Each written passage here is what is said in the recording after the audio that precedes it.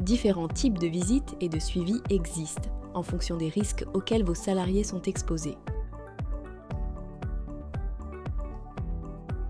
Il existe une liste réglementaire définissant les postes à risque particulier. C'est ce qu'on appelle le suivi individuel renforcé. Dans ce cas, votre salarié bénéficie d'un examen médical d'aptitude tous les 4 ans, avec une visite intermédiaire effectuée par un infirmier en service de prévention et de santé au travail sous délégation du médecin du travail. La liste est consultable dans votre espace adhérent. Les salariés non concernés par ces risques sont en suivi individuel simple. Après une visite initiale d'information et de prévention, ils sont suivis tous les 5 ans.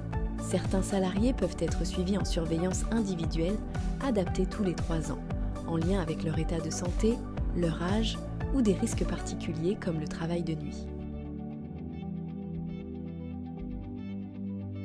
Oui, vous devez organiser obligatoirement une visite de reprise. Elle est à prévoir après 30 jours d'arrêt à la suite d'un accident de travail ou 60 jours d'arrêt maladie.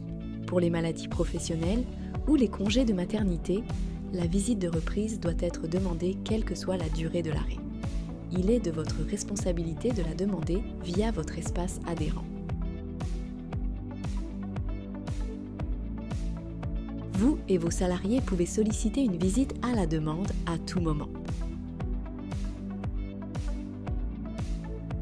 La visite de mi-carrière, autour des 45 ans, permet de faire le point sur la santé du salarié, ses conditions de travail et d'anticiper la suite.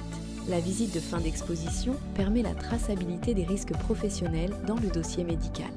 En fin de carrière, il est possible de recevoir le salarié avant son départ à la retraite. Enfin, la visite de pré-reprise peut être demandée par votre salarié pendant son arrêt de travail, afin d'anticiper son retour. Vos salariés peuvent être reçus par le médecin du travail ou par un infirmier en santé au travail dans le cadre d'une délégation.